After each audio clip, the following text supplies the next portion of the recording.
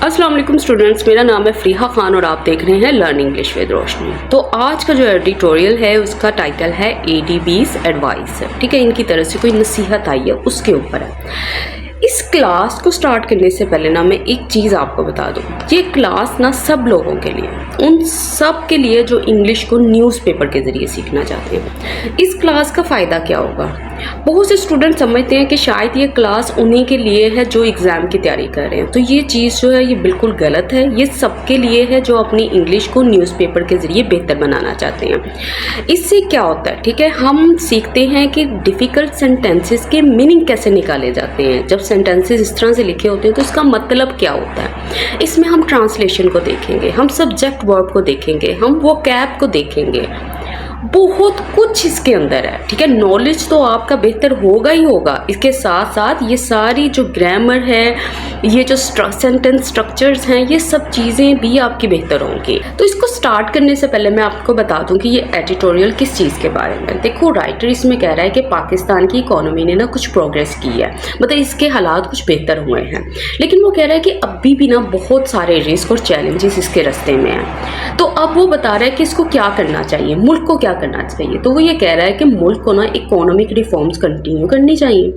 Policies को ना strict करना चाहिए और सियासत में ना यूनिटी लेकर आनी चाहिए। जितने भी ये इख्तलाफात है ना इनके दरमियान में, उनको साइड पे रखना चाहिए और मिलकर ये जो ग्लोबल प्रेशर है ना, ये जो ट्रेड वॉर जैसा एक प्रेशर इनके सर पे है, तो कहता है इसको मिलकर इसका सामना करना चाहिए ताकि आम लोगों की ज़िंदगी बेहतर हो सके। तो ये सारी चीज़ें इसने आज के एडिटोरियल में डिस्कस की हैं। तो सब स्टूडेंट्स से रिक्वेस्ट है कि इस वीडियो को लाइक करें, चैनल को सब्सक्राइब करें और ज़्यादा से ज़्यादा शेयर करें। तो चलें अब इसको स्टार्ट करते हैं। अच्छा, अब वो कह रहे हैं with the Trump administration trade war on China. कहता इस चीज़ के साथ, किस चीज़ के साथ? कहता ट्रम्प एडमिनिस्ट्रेशन मतलब इसकी हुकूमत की जो ट्रेड वॉर है चाइना के ऊपर। ट्रेड वॉर क्या होता है, ये चीज़ें क्या होती हैं, ये सारी सेंटेंस कंप्लीट होने के बाद मैं आपको एक्सप्लेन करूँगी। And the rest of the world, और कहता जो बाकी की दुनिया है, having led to global economic uncertainty, और पूरी दुनिया को कहता यहाँ तक ले जाने तक, कहाँ तक ले जाने तक? कहता ग्लोबल इकोनॉमिक अनसर्टेनिटी तक। मतलब किसी को भी नहीं पता कि जो फ्यूचर है इकोनॉमी का वो क्या होगा। मतलब सब लोग इस चीज़ को लेकर अनश्योर हैं, सब लोग इस चीज़ को लेकर वरीड हैं। कहता the Asian development banks advice, कहता इसकी जो नसीहत है फॉर पाकिस्तान पॉलिसी मेकर, इनके लिए टू स्टिक टू रिफॉर्म्स, कि इस चीज़ को फॉलो करो। किस चीज़ को? रिफॉर्म्स एजेंडा को। मतलब कौन सा रिफॉर्म एजेंडा? कहता वो वाला रिफॉर्म एजेंडा जिसको लेकर जो पाकिस्तान है और IMF है, जिन्होंने मिलकर जो है वो डील की थी। कहता comes at the right time, कहता ये जो चीज़ है ना, ये जो इसकी एडवाइस है, ये बिल्कुल सही वक्त पे आती है। तो अब यहाँ से यहाँ तक हमारा सेंटेंस बना हुआ है। अच्छा, अब ये देखो, ये वाली जो फ्रेज़ नज़र आ रही है ना, इसके अंदर क्या यूज़ हुआ है? परफेक्ट पार्टिसिपल का इस्तेमाल हुआ है। हमें वो ये बता रहा है कि ये जो चीज़ है ये पहले हुई थी और ये चीज़ जो है, इसकी जो एडवाइस थी, इसकी जो नसीहत थी, वो बाद में आई थी। ठीक है, पहले इस चीज़ को क्लियर कर लो। उसके बाद वो कह रहे हैं कि जो ट्रम्प एडमिनिस्ट्रेशन की जो ट्रेड वॉर है चाइना के ऊपर, देखो ट्रेड वॉर क्या है? ये वॉर का मतलब तो जंग होता है, लेकिन इस जंग में जो है ना वेपन्स यूज़ नहीं होते, बल्कि क्या यूज़ होता है, ये मनी को लेकर फाइट करते हैं। मतलब इसमें क्या होता है, इसमें ये जो बाइंग और सेलिंग थिंग्स होती हैं ना, इनको डिफ़िकल्ट बना देते हैं, इनको मुश्किल बना देते हैं एक दूसरे के लिए। कैसे? मतलब ये एक्स्ट्रा टैक्सेस लगा देते हैं प्रोडक्ट्स के ऊपर, जो दूसरी कंट्री से आती है ना उसके ऊपर एक्स्ट्रा टैक्सेस लगा देते हैं। जैसे अब ये समझो कि जो US है वो ये कह रहा है कि अगर तो चाइना से वो ये बात कह रहा है कि अगर तो तुमने अपनी प्रोडक्ट्स हमें भेजनी है ना, तो हम आपको एक्स्ट्रा मनी चार्ज करेंगे। तो जो चाइना है उसके बदले में कहता है कि अगर तुम एक्स्ट्रा मनी चार्ज करोगे तो हम भी तुम्हें उससे एक्स्ट्रा चार्ज करेंगे। तो ये जो चीज़ है ये ट्रेड वॉर है। इन शॉर्ट अगर आप देखो ना, तो ये ट्रेड जो है ना, इसको बहुत ज़्यादा हार्डर बना देते हैं, बहुत ज़्यादा ये चीज़ों को एक्सपेंसिव बना देते हैं, और इससे क्या होता है, कंट्री की जो इकोनॉमी है वो हर्ट होती है। अच्छा, और ये जो चीज़ वो कह रहा था रेस्ट ऑफ द वर्ल्ड, कहता है जो बाकी की दुनिया ना, उसको यहाँ तक ले जाने के बाद ठीक है। हैविंग लेट क्या है, ये परफेक्ट पार्टिसिपल है, ये हमें बता रहा है इस काम की हो चुकने के बाद ये वाला काम जो है वो हुआ है, ठीक है। और क्या हुआ है, वो कह रहे हैं जो एशियन डेवलपमेंट बैंक की जो एडवाइस है ना पाकिस्तान के पॉलिसी मेकर्स के लिए कि आप इन रिफॉर्म्स एजेंडा को फॉलो करो जो आप अग्रीड विद हुए थे, जिनको लेकर आपने डील की थी IMF से, कहता है इसकी एडवाइस जो है बिल्कुल सही वक्त पे आती है, वो सिर्फ ये बात कर रहा है, ठीक है। अच्छा, अब ये जो रिफॉर्म्स एजेंडा है ना, ये क्या चीज़ है, देखो सबसे पहले रिफॉर्म्स को देखो। रिफॉर्म्स का मतलब क्या होता है, तब्दीलियां लेकर आना ताकि आप किसी चीज़ को बेहतर बना सको। और एजेंडा क्या चीज़ होती है, लिस्ट होती है, ठीक है, एक प्लान होता है जिसमें आपने लिस्ट लिखी होती है कि आपने ये वाली चीज़ें जो हैं वो लेकर आनी है, ये वाली चीज़ें, ये वाले काम आपने करने हैं, ठीक है। जैसे अगर आप पाकिस्तान के रिफॉर्म्स एजेंडा को देखो तो उसमें क्या होगा कि करप्शन कम करनी है, टैक्सेस को ज़्यादा से ज़्यादा कलेक्ट करना है, और लोकल बिजनेसेस को ज़्यादा से ज़्यादा हेल्प करना है, उनको प्रमोट करना है। तो ये जो चीज़ होती है ये होती है रिफॉर्म्स एजेंडा। अब ये देखो अनसर्टेनिटी का मतलब क्या होता है, देखो अनसर्टेनिटी का मतलब होता है एक ऐसी चीज़ जिसको लेकर आप कंफ्यूज हो, आप सर्टेन ही नहीं हो, आपको पता ही नहीं है कि आगे जाके क्या होगा, ठीक है। अब ये जो चीज़ें चल रही हैं, ये जो ट्रेड वॉर चल रही है, इसको देखकर लग ही नहीं रहा कि जो आगे की सिचुएशन है आप उसको प्रिडिक्ट ही नहीं कर पा रहे, आप उसके बारे में पेशेंट गो ही नहीं कर पा रहे, तो ये होता है अनसर्टेनिटी।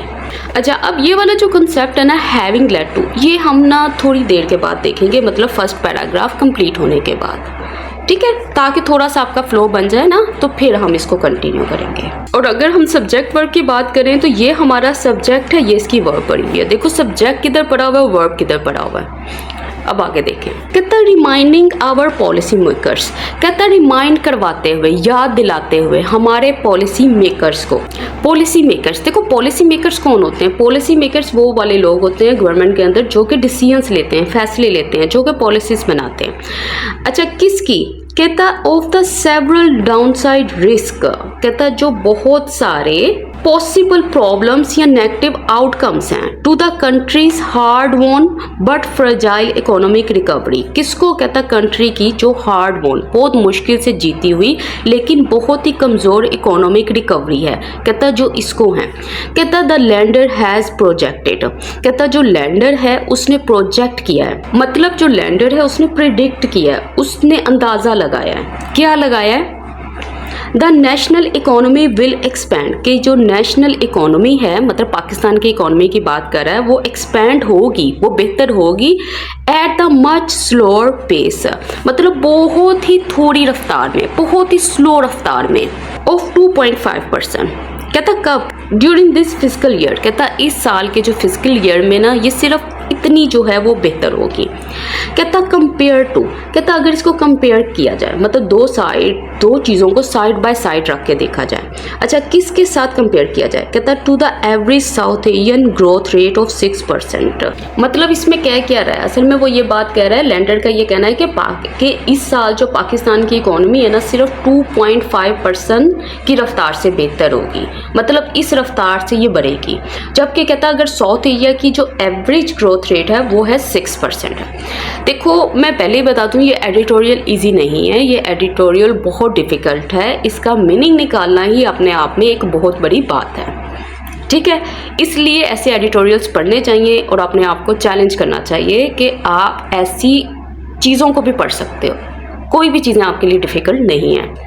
अब इसकी वो कैप चेक करते हैं। सबसे पहले ये देखो, ये जो रिमाइंडिंग आया है ना, रिमाइंडिंग आवर पॉलिसी मेकर्स, ये वाली चीज़, ठीक है, ये असल में रिमाइंड करवा कौन रहा है, कौन हमें याद दिलवा रहा है, कौन हमारे पॉलिसी मेकर्स को इस चीज़ की याद दिलवा रहा है, वो करवा रहा है लैंडर, ठीक है।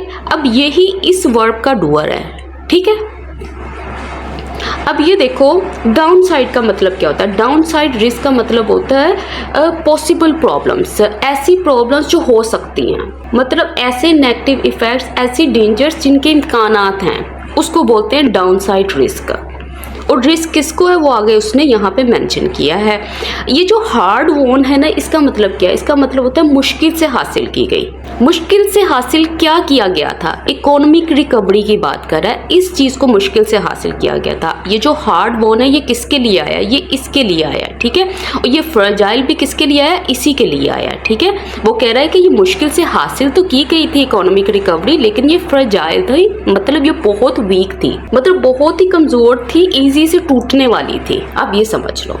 उसके बाद ये हमारा सब्जेक्ट है, ये इसकी हेल्पिंग वर्ब है और ये मेन वर्ब है। प्रेजेंट परफेक्ट का जो है पूरा स्ट्रक्चर बना हुआ है यहाँ पे।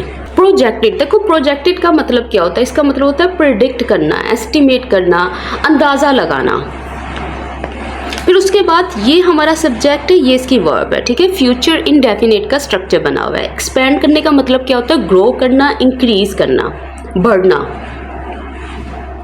फिस्कल ईयर मतलब फाइनेंशियल ईयर की बात कर रहा है, माली साल की बात कर रहा है। और ये फिजिकल ईयर जो होता है ना, ये 12 मंथ का टाइम होता है। इसके अंदर जो गवर्नमेंट है या कोई कंपनीज है वो चीज़ को देखती हैं कि हमने कितना कुछ कमाया, कितना स्पेंड किया, तो ये सारे अंदाजे लगाते हैं इस साल में, ठीक है। और ये जो कंपेयर टू आपको नज़र आ रहा है, ये पास्ट पार्टिसिपल है। ये किसके लिए आया? वो इसके लिए आया, ठीक है। ये जो चीज़ है जो इसने बताई है ना, जो इसकी पेस है, जो इसकी रफ्तार है, जो कि 2.5% की, अगर इसको कंपेयर किया जाए इसके साथ, तो ये इसके लिए आया है, ठीक है। ये ड्यूरिंग प्रपोजिशन है और प्रपोजिशन के बाद उसका ऑब्जेक्ट लगाया इसने, जो कि है फिजिकल ईयर। अब वो कह रहा है हाउ, किस तरह से डोनाल्ड ट्रम्प्स ट्रेड वॉर, कहता है इसकी जो ट्रेड वॉर है विल इम्पैक्ट, वो इम्पैक्ट करेगी, वो अफेक्ट करेगी, वो असर डालेगी किसके ऊपर? दीज ग्रोथ एस्टिमेट्स, ये जो ग्रोथ एस्टिमेट्स इन्होंने प्रिडिक्ट किए थे ना, ऊपर ये जो एक्सपेक्ट किए थे, कहता इसके ऊपर, कहता if protectionist US policies push the global economic towards recession, कहता अगर ये जो प्रोटेक्शनिस्ट यूएस पॉलिसीज हैं, अगर ये पुश करती हैं, धकेलती हैं ग्लोबल इकोनॉमी को रिसेशन की तरफ। अब ये चीज़ें क्या होती हैं ये मैं बाद में बताती हूँ। कहता इज एनीबॉडीज गेस, मतलब ये वो चीज़ है जो कि अनसर्टेन है, जिसके बारे में कोई भी कुछ नहीं जानता और कोई भी कुछ नहीं कह सकता। तो ये वो बात कर रहा है यहाँ से यहाँ तक का। अब ये हमारा सब्जेक्ट है, ये इसकी वर्ब है, ठीक है। इम्पैक्ट किसके ऊपर डालेगा वो चीज़ उसने यहाँ पे मेंशन कर दी है। फिर ये हमारा सब्जेक्ट है, ये इसकी वर्ब लगी हुई है। सिंपल टेंसेस बने हुए हैं, ठीक है। प्रेजेंट इंडेफिनिट के सिंपल टेंसेस बने हुए हैं। और ये जो सारी चीज़ें नज़र आ रही हैं यहाँ से यहाँ तक, ये सारे सब्जेक्ट का काम कर रहे हैं इसके लिए, ठीक है। वो यही बात कर रहा है ना, डोनाल्ड ट्रम्प की ये जो ट्रेड वॉर है ये इन एस्टिमेट्स पे किस तरह से अफेक्ट करेगी अगर ये जो चीज़ है ये धकेलता है ग्लोबल इकोनॉमी को रिसेशन की तरफ। तो ये सारे का सारा सब्जेक्ट है, इसके लिए उसने बताया कि इज़ एनीबॉडीज गैस, के मतलब कोई भी इस चीज़ के बारे में अंदाज़ा नहीं लगा सकता, कोई भी इस चीज़ के बारे में सर्टन नहीं है, किसी को भी नहीं पता कि क्या होगा। अच्छा, अब ये वाली चीज़ देखो, प्रोटेक्शनिस्ट। प्रोटेक्शनिस्ट का मतलब क्या होता है? इसका मतलब होता है अपनी ही कंट्री के बिजनेस को प्रोटेक्ट करना। और कहाँ से प्रोटेक्ट करना है? मतलब फॉरेन कंपनी से। और यूएस पॉलिसीज़ का मतलब क्या होता है? इसका मतलब होता है जो रूल्स बनाए गए हैं यूनाइटेड स्टेट्स के जरिए, मतलब यूएस ने अपने रूल्स बनाए हैं कि वो अपनी ही प्रोडक्ट्स और अपनी ही कंपनीज को प्रोटेक्ट करेंगे। तो वो इस चीज़ की बात कर रहा है कि ये वाली चीज़ पे जब ये फॉलो करते हैं तो क्या होता है, जो पूरी ग्लोबल इकोनॉमी है वो किसकी तरफ चली जाती है? वो रिसेशन की तरफ चली जाती है, मतलब मंदी की तरफ चली जाती है। रिसेशन वो पीरियड होता है जिसमें जो चीज़ें हैं ना वो बहुत ख़राब हो जाती हैं, मतलब बिजनेसेस उसमें स्ट्रगल करते हैं, अनएम्प्लॉयमेंट जो है वो बहुत ज़्यादा हो जाती है। और ये जो चीज़ नज़र आ रही है आपको ना, इज़ एनीबॉडीज गेस। अब ये जो चीज़ होती है ना, इसका मतलब होता है नो वन नोज, किसी को भी कुछ नहीं पता, इसका ये मतलब होता है। अब वो कह रहे थे रिपोर्ट हैज़न्ट टेकन इनटू अकाउंट, कहता जो रिपोर्ट है उसने टेक इनटू अकाउंट नहीं किया, मतलब उसने किसी चीज़ को कंसीडर नहीं किया, किसी चीज़ को इंक्लूड नहीं किया, शामिल नहीं किया। किस चीज़ को? रेमिफिकेशंस को। रेमिफिकेशंस का मतलब क्या होता है? रिजल्ट्स, इफ़ेक्ट्स, उसके असरात, उसके नताइज। और ये ज़्यादातर किन आउटकम्स की बात करता है, किन रिजल्ट्स की बात करता है? जो कि नेगेटिव होते हैं, जो कि ख़राब होते हैं, जो कि सीरियस होते हैं। अच्छा, किसके ऊपर? कहता ऑफ द इंसेनली, कहता किसकी रेमिफिकेशन? कहता इंसेनली हाई। इंसेनली हाई का मतलब होता है बहुत ज़्यादा हाई।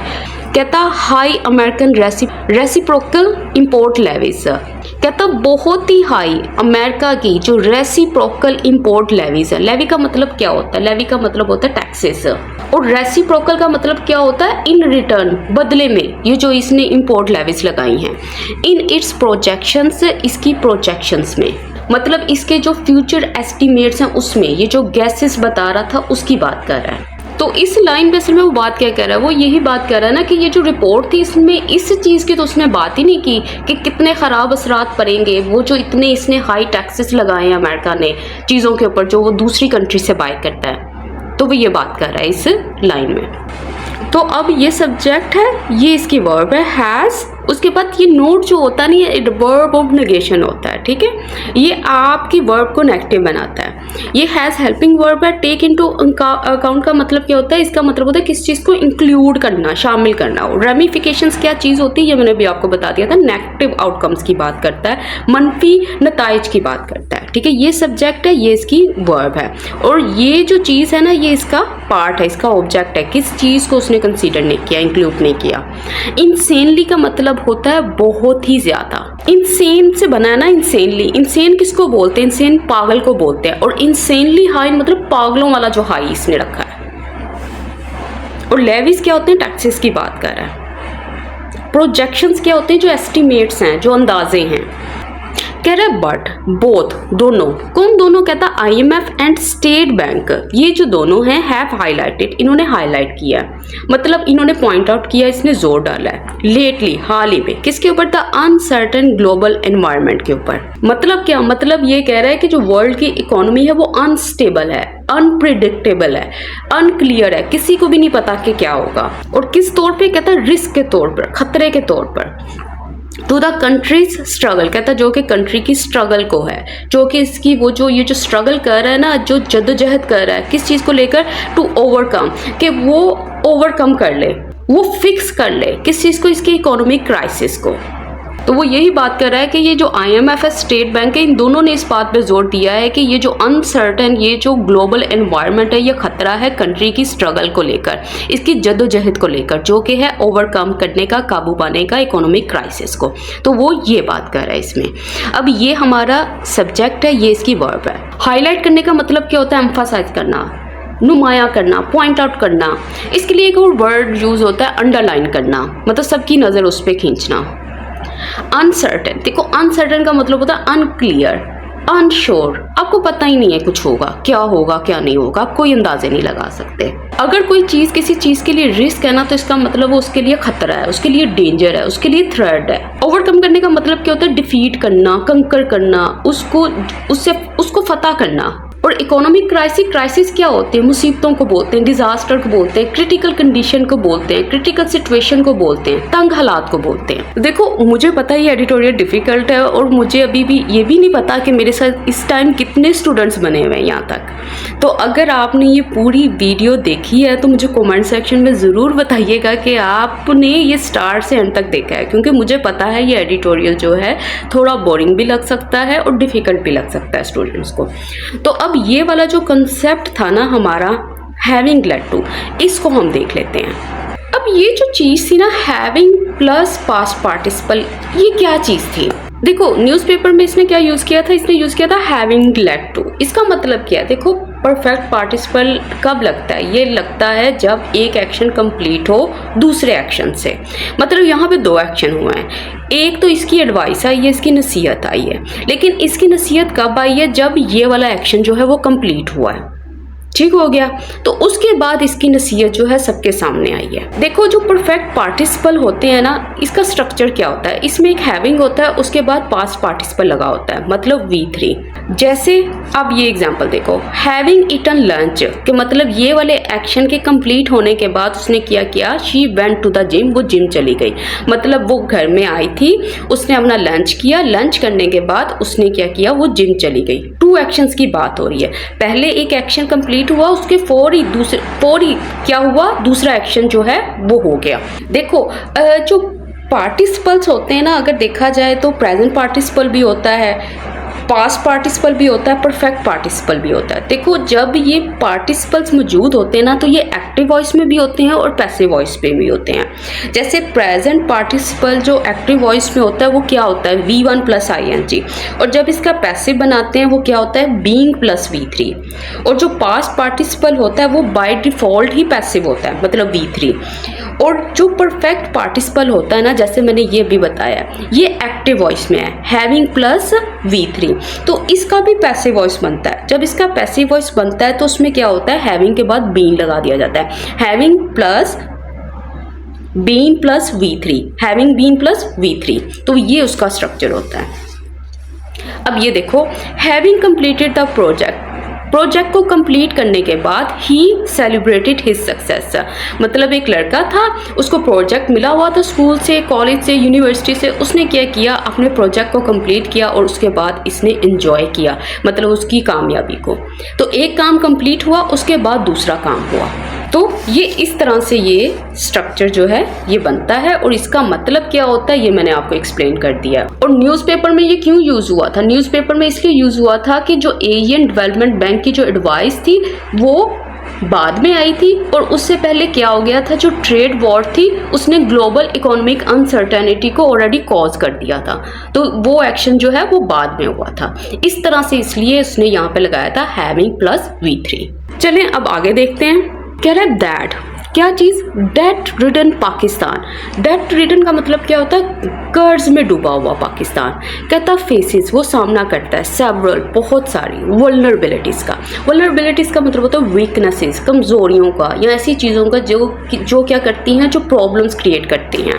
कहता डिस्पाइट, किस चीज़ के बावजूद, इट्स इम्प्रूव्ड एक्सटर्नल पोजीशन, इस चीज़ के इम्प्रूव होने के बावजूद, किस चीज़ के इम्प्रूव होने के, इसकी एक्सटर्नल पोजीशन के, मतलब ये जो इसकी अभी की जो सूरत हाल है दूसरी कंट्रीज़ को लेकर, मतलब इसका ट्रेड जो है, जो फॉरेन इन्वेस्टमेंट है वो बेहतर हुई है। कहता है इस चीज़ के बावजूद, and a quicker than anticipated drop, और कहता है ये जो बहुत ही फास्टर, बहुत ही तेज़ ये जो ड्रॉप आया है, किसमें, इन्फ्लेशन में, महंगाई में, शोज, कहता है ये दिखाता है the country must stay on the path of structural reforms, कि जो कंट्री है उसको इस रास्ते पर रहना चाहिए। किस रास्ते पर रहना चाहिए, स्ट्रक्चरल रिफॉर्म्स के रास्ते पर, मतलब इसको इम्पोर्टेंट चेंजेस करते रहना चाहिए कंट्री की इकोनॉमी में, लॉज में और सिस्टम्स में, ताकि चीज़ें जो है वो बेहतर हो सके।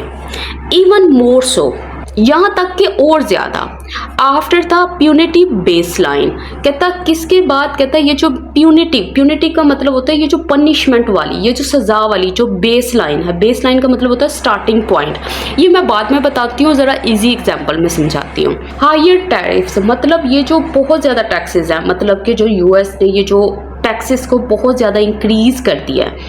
कहता स्लैम्ड बाय द US, कहता जो कि लगाए गए हैं, अप्लाई किए गए हैं, इम्पोज किए गए हैं, थोपे गए हैं, किसके ज़रिए, US के ज़रिए, on most of the world, ज़्यादातर दुनिया के ऊपर। मतलब ये जो जितने इसने हायर टैरिफ्स लगाए हैं, जितने हायर टैक्सेस लगाए हैं, ये बहुत सारी कंट्रीज़ को अफेक्ट कर रहे हैं, सिर्फ एक कंट्री को नहीं अफेक्ट कर रहे, ये बहुत सारी कंट्रीज़ को अफेक्ट कर रहे हैं। अब देखो ये सब्जेक्ट है, ये इसकी वर्ब है, पाकिस्तान फेसेस। अब इसकी वोकैबुलरी साथ साथ देखते जाते हैं। डेट रिडन का मतलब क्या होता है, कर्ज में डूबा हुआ। वल्नरेबिलिटीज का मतलब होता है वीकनेसेस, कमजोरियां, उसको जो खतरात हैं वो उनकी बात कर रहा है। डिस्पाइट का मतलब होता है के बावजूद। इम्प्रूव्ड का मतलब होता है बेटर, बेहतर, तरक्कीशुदा। एक्सटर्नल पोजीशन जो है, एक्सटर्नल का मतलब होता है आउटसाइड, फॉरेन पोजीशन की बात कर रहा है, उसकी फॉरेन स्टेटस की बात कर रहा है। क्विकर देन एंटिसिपेटेड, देखो एंटिसिपेटेड का मतलब होता है एक्सपेक्टेड, प्रिडिक्टेड, जितना किसी ने एंटिसिपेट किया था, जितना किसी ने उसको लेकर अंदाज़ा लगाया था। ड्रॉप का मतलब क्या होता है, मतलब नीचे गिर जाना। अब ये जो शोज आ रहा है इसका सब्जेक्ट क्या है, इसका सब्जेक्ट ये है, इसकी वर्ब ये पढ़ी है, दैट थिंग शोज, ये जो सारी की सारी चीज़ें ये दिखाती है। फिर उसके बाद ये सब्जेक्ट है, ये उसका ये मॉडल वर्ब है और ये मेन वर्ब है। और उसके बाद ये जो प्यूनिटिव बेस लाइन है ना, इसको ज़रा इजी वर्ड्स में देखते हैं। देखो जो प्यूनिटिव वर्ड है ना, ये निकला कहाँ से, ये पनिश से निकला है। इसका मतलब होता है बहुत ही सख्त इतना सख्त कि ऐसा लगे कि ये आपको सज़ा दी गई है। बेस लाइन क्या होती है? बेस लाइन का मतलब होता है स्टार्टिंग पॉइंट, मतलब बेसिक लेवल। फॉर एग्जांपल अगर आपको 5000 घर में मिलते हो, ठीक है, आपकी जो बेस लाइन पॉकेट मनी है वो क्या है? 5000 है। लेकिन होता क्या है कि आपको 5000 घर से तो मिलते हैं, लेकिन कभी ऐसा होता है कि आपके ताऊ से या चचा से कभी वो आपको मंथ में 1000 दे देते हैं, 2000 दे देते हैं। तो इस तरह से अगर देखा जाए तो आपकी जो पॉकेट मनी है वो हो जाती है 7 to 8000 के आसपास। लेकिन आपकी जो बेस लाइन पॉकेट मनी है वो कितनी होगी? वो 5000 ही रहेगी। मतलब ये है आपकी फिक्स या आपकी स्टार्टिंग पॉकेट मनी है, ऊपर से आपको हो जाते हैं पैसे। तो इस तरह से इसको समझ लें।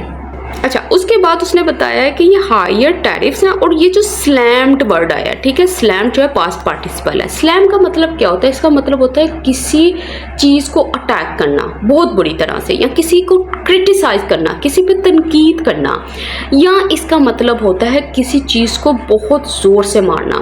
फॉर एग्जाम्पल आप कमरे में बैठे हो और आप अपने भाई से कहते हो, जो कि मोस्टली होता है, कि रूम का दरवाज़ा जो है वो बंद करके जाना। तो उसने वो क्या करता है, वो गुस्से से दरवाज़ा मार के जाता है। तो उसने क्या किया? उसने स्लैम किया डोर को। तो ये वहाँ से ये वर्ड जो है इसको याद रखें, क्योंकि स्लैम जो है वो डोर के साथ ही यूज़ होता है, मोस्टली बहुत ज़्यादा यूज़ होता है। इसका मतलब होता है ज़ोर से दरवाज़ा मारना। और यहाँ पे स्लैम का मतलब क्या है? कि बहुत बुरी तरह से ये जो अटैक किया गया है। अब आगे देखें, कहता in its latest Asian development outlook report, कहता इसकी ये वाली जो रिपोर्ट है उसमें क्या हुआ? कहता द लैंडर, कहता जो लैंडर था, मतलब किसकी बात कर रहा है? एशियन डेवलपमेंट बैंक की बात कर रहा है। मतलब जो इंफॉर्मेशन प्रोवाइड करता है, जो प्रिडिक्शन करता है, जो पेशेंट को ही करता है कि मतलब एशियन कंट्रीज़ की इकोनॉमी को लेकर। कहता नोटेड, उसने नोट किया कि रिकवरी रिक्वायर्स, कहता है जो रिकवरी है ना, जो बेटर होना है उसको ज़रूरत है, वो रिक्वायर करती है किस चीज़ को? Policy consistency. ये जो पॉलिसी कंसिस्टेंसी है ना, इसका मतलब क्या है? इसका मतलब है कि ये जो आपने सेट ऑफ रूल्स बनाए या जो प्लान्स बनाए, इसको लंबे अरसे तक जो इसको फॉलो करो, इसको लंबे अरसे तक इसको लेकर कंसिस्टेंट रहो। एंड रिफॉर्म इम्प्लीमेंटेशन, और कहता है ये जो रिफॉर्म इम्प्लीमेंटेशन है, मतलब ये जो आपने चेंजेस लेकर आने हैं, ये जो रिफॉर्म्स लेकर आने हैं, आप इनको लगाओ, ठीक है, इनको इम्प्लीमेंट करो। कहता है टू सस्टेन इट, अगर आप इसको सस्टेन करना चाहते हो, मतलब आप चाहते हो कि आपकी इकोनॉमी जो है वो इम्प्रूव होती रहे, तो आपको ये वाले काम करने होंगे। बिल्ड रिजीलियंस, कहता है अगर आप बिल्ड करना चाहते हो रिजीलियंस को, मतलब अपनी इकोनॉमी को स्ट्रॉन्ग बनाना चाहते हो, आप चाहते हो कि आपकी जो इकोनॉमी है, जो फ्यूचर प्रॉब्लम्स है उसको हैंडल कर सके। एंड इनेबल, अगर आप इनेबल करना चाहते हो, मतलब आप चाहते हो कि ये चीज़ पॉसिबल हो। क्या चीज़ पॉसिबल हो? ड्यूरेबल ग्रोथ, मतलब एक ऐसी इकोनॉमिक ग्रोथ जो कि लॉन्ग लास्टिंग हो, जो कि स्टडी हो, जो कि लंबे अरसे तक चले। अच्छा, अब इसने बात क्या की? इसने यही बात की है, एडीबी ने यही कहा है कि पॉलिसी कंसिस्टेंसी और रिफॉर्म की ज़रूरत है। यही वो चीज़ें हैं जो कि इनकी इकोनॉमी को स्ट्रेंथन करेंगे और इस चीज़ को इनेबल करेंगे, ड्यूरेबल ग्रोथ को।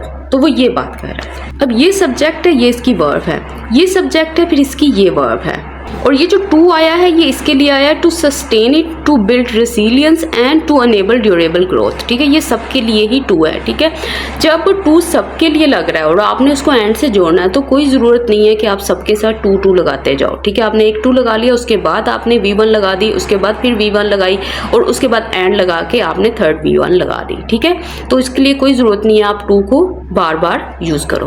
अब इसकी वो क्या देखते हैं। आउटलुक का मतलब क्या होता है? इसका मतलब होता है व्यू, पर्सपेक्टिव, फोरकास्ट भी कहते हैं, मुस्तकबिल का जो अंदाजा लगाना है, उस वो वाली जो रिपोर्ट थी। लेंडर कौन होता है? जो लोन प्रोवाइडर होता है, जो कर्ज देने वाला होता है। कंसिस्टेंसी क्या है? देखो, कंसिस्टेंसी, कंसिस्टेंट, इन सब का मतलब यही है कि आप मुस्तकिम रहो।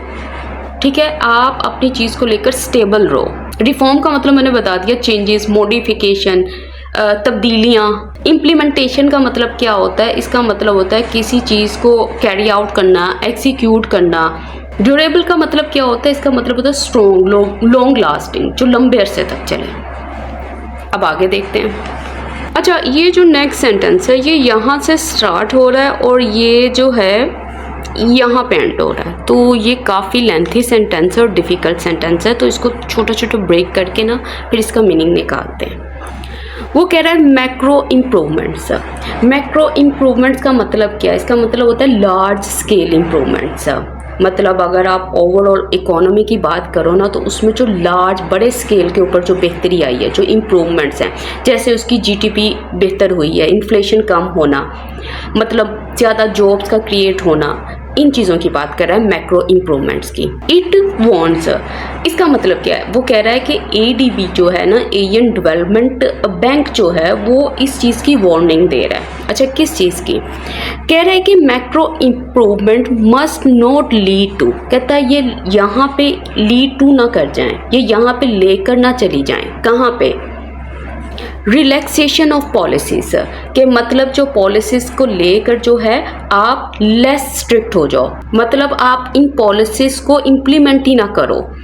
And deviation from the reforms path, और डेविएट हो जाओ मतलब इससे परे हट जाओ। किस चीज़ से? इस रास्ते से जो कि रिफॉर्म्स पाथ का है। मतलब आपने सोचा हुआ है कि अपनी इकोनॉमी को बेहतर करने के लिए आप ये वाली चेंजेस लेकर आएंगे, तो उन चेंजेस से आप पीछे हट जाओ। कहता विच कुड पोटेंशियली ट्रिगर, कहता जो कि पोटेंशियली मतलब बहुत से चांसेस हैं वो ट्रिगर कर सकती है, मतलब वो वजह बन सकती है। किस चीज़ की? New balance of payment pressures, इस चीज़ की। एंड जेपटाइज का मतलब क्या होता है? इसका मतलब होता है खतरे में डालना। किस चीज़ को? आवर हार्ड अर्न स्टेबिलिटी को। कहता है ऐसी स्टेबिलिटी जो कि हार्ड अर्न है, जो कि हमने बड़ी मुश्किल से अर्न की थी। एंड डिसबर्समेंट का मतलब क्या होता है? इसका मतलब होता है जो फाइनेंशियल सपोर्ट है, जो माली इमदाद है, फ्रॉम मल्टीलैटरल। कहता मल्टीलैटरल एंड बाईलैटरल पार्टनर, जो कि इन पार्टनर्स के थ्रू हमें हासिल हुई है। तो यहाँ से यहाँ तक हमारा सेंटेंस है। इसमें ये वो बात की है उसने कि जो मैक्रो इम्प्रूवमेंट्स है ना, जो अभी मैंने बताई है, जो बेहतरी हुई है, कहता ये जो चीज़ है ना, इसका डर है कि कहीं ये इन चीज़ों की तरफ ना ले जाए, रिलैक्सेशन की तरफ ना ले जाए, कि वो पॉलिसीज़ को लेकर ना बहुत ही रिलैक्स्ड हो जाएं, इनको इम्प्लीमेंट ही ना करें और इस रास्ते से हट जाएं जो कि रिफॉर्म्स पाथ का है। तो इससे क्या होगा? ये जो चीज़ें हैं, अगर वो इन चीज़ों से हटते हैं तो ये चीज़ें वजह बनेंगी बैलेंस ऑफ पेमेंट प्रेशर का। और क्या करेंगे? ये खतरे में डालेंगे मुल्क की इकोनॉमी की स्टेबिलिटी को और डिस्पर्समेंट्स को, मतलब जो माली इमदाद जो है इसको दूसरे पार्टनर से मिलती है, तो इन चीज़ों को ये खतरे में डाल देंगे अगर इन चीज़ों के ऊपर जो है इन चीज़ों से दूर हटते हैं। तो चलें अब इसकी वो कैप चेक करते हैं। मैक्रो इम्प्रूवमेंट मतलब लार्ज स्केल इम्प्रूवमेंट्स, वसी बेहतरी, बड़े दर्जे की बेहतरी। जेपटाइज का मतलब क्या होता है? इसका मतलब होता है एंडेंजर, खतरे में डालना, नुकसान पहुंचाना। मल्टीलैटरल, इसका मतलब होता है कि जिसमें बहुत ज़्यादा पार्टीज शामिल हों, जिसकी बहुत ज़्यादा साइड्स हों। बाईलैटरल का मतलब क्या होता है? जिसमें टू साइड्स हों, टू पार्टीज हों। तो मल्टीलैटरल पार्टनर्स मतलब जिसके अंदर काफ़ी पार्टीज शामिल हों, और बाईलैटरल पार्टनर मतलब जिसके अंदर टू पार्टीज शामिल हों। द पोटेंशियल नेगेटिव इम्पैक्ट, कहता जो मनफी असरात हैं। पोटेंशियल का मतलब होता है जो चीज़ पॉसिबल है, ठीक है। ऐसे नेगेटिव इम्पैक्ट जो कि पॉसिबल हैं, किस चीज़ के? ऑफ द ट्रम्प टैरिफ्स, इसके टैरिफ के, इसके टैक्सेस के, किसके ऊपर? ऑन द ग्लोबल इकोनॉमी, इसके ऊपर। विल लाइकली, कहता बहुत चांसेस है, spill over into Pakistan too, मतलब इसके असरात जो है वो पाकिस्तान के ऊपर भी पड़ेंगे, मतलब ये चीज़ जो है वो पाकिस्तान को भी अफेक्ट करेगी। कहता है स्पेशली, ख़ास तौर पर। इफ़ द टैरिफ वॉर, कहता है ये जो वॉर है ना between the US and China doesn't and soon, अगर ये वॉर है ये जल्दी एंड नहीं होती, इसका इख्तिताम नहीं होता, तो वो ये कह रहा है कि अगर ये चीज़ एंड नहीं होती तो इसके असरात जो है इन पे भी पड़ेंगे। द इमर्जिंग ग्लोबल लैंडस्केप, अब इसका मतलब क्या है? इमर्जिंग का मतलब होता है डेवलपिंग, जो उभर कर आ रही है। ग्लोबल लैंडस्केप, इसका मतलब क्या है? जो ओवरऑल सिचुएशन है, जो इन्वायरमेंट है पूरी दुनिया का, मतलब इकोनॉमिक्स को लेकर, पॉलिटिक्स को लेकर। कहता डिमांड्स, वो डिमांड करती है दैट ये कि Pakistan navigate this challenge carefully, कि पाकिस्तान जो है वो इस चैलेंज को, मतलब ये जो भी मुश्किल डिफ़िकल्ट सिचुएशन है, ये जो प्रॉब्लम है, इसको जो है ना वो डील करे carefully, because of its reliance on both. क्योंकि इसकी जो रिलायंस है ये जो डिपेंड करता है किसके ऊपर? दोनों के ऊपर, यूएस के ऊपर भी और चाइना के ऊपर भी। अब यही है ना कि पाकिस्तान को जो है वो बहुत ज़्यादा केयरफुल होना चाहिए, क्योंकि ये दोनों पे डिपेंड करता है, यूएस पे भी और चाइना के ऊपर भी। नेविगेट का मतलब क्या होता है? हैंडल करना, डील विद करना। इसका वैसे भी अगर मतलब देखा जाए ना, इसका मतलब होता है गुजरना, रास्ते की बात करता है नेविगेट करना, मैनेज करना किसी चीज़ को। रिलायंस का मतलब होता है डिपेंडेंस, उनकी रिलायंस, उनका इन्हिसार, उनका भरोसा। अब कह रहे हैं विद मेजर इकोनॉमिक चैलेंजेस, ये जो सीरियस और इम्पोर्टेंट प्रॉब्लम्स हैं कंट्री की इकोनॉमी में, फेसिंग द कंट्री, कहता जो कि फेस कर रही है, जिससे डील कर रही है ये जो कंट्री, अमिट किसके दरमियान में? Rising militancy.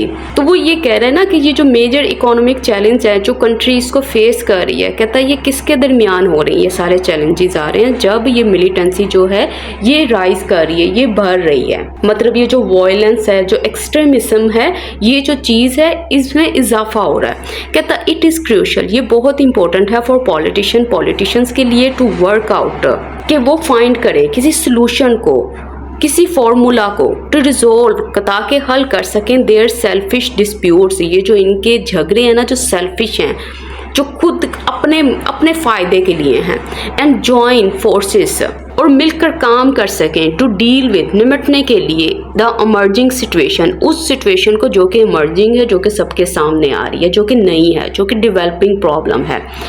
तो असल में वो यही बात कर रहा है कि पाकिस्तान जो है ना वो बहुत ही सीरियस इकोनॉमिक प्रॉब्लम्स को फेस कर रहा है, ठीक है। और इस किसके दरमियान कर रहा है? कहता उस वक्त कर रहा है जबकि इसके अंदर जो वायलेंस है उसका भी इजाफा हो रहा है इस दौरान। कहता ये बहुत इंपॉर्टेंट है पॉलिटिशियंस के लिए कि वो फाइट को ख़त्म करें और मिलकर काम करें ताकि कंट्री के इश्यूज़ को सोल्व कर सकें। अब आगे देखें, the ongoing economic slow down, मतलब एक ऐसा इकोनॉमिक स्लो डाउन जिसमें, मतलब इकोनॉमिक स्लो डाउन का मतलब क्या है कि जो इकोनॉमी है वो बहुत ही स्लो है, बहुत ही ज़्यादा श्रिंक हो रही है। ऑनगोइंग का मतलब होता है जो हैपनिंग राइट नाउ, जो जारी है। कहता हैज़ अफेक्टेड, उसने असरअंदाज किया है, द एवरेज पाकिस्तानीज़, मतलब उसके जो मनफी असरात हैं वो किसके ऊपर पड़े हैं? आम पाकिस्तानी के ऊपर पड़े हैं। The most in recent year, मतलब हालिया सालों की बात कर रहे हैं। तो मतलब यही है ना कि जो स्लो डाउन इकोनॉमी में आया है उससे जो आम लोगों की ज़िंदगियां हैं वो बहुत हर्ट हुई हैं।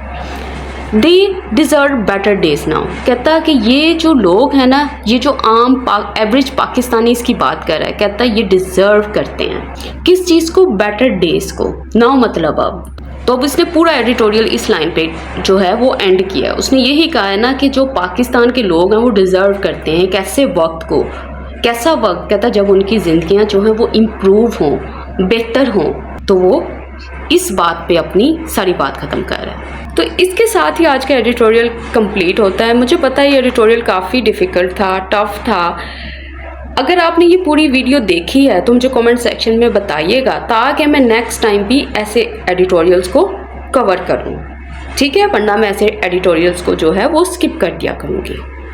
तो इसके साथ ही मुझे इजाज़त दें। अल्लाह हाफ़िज़।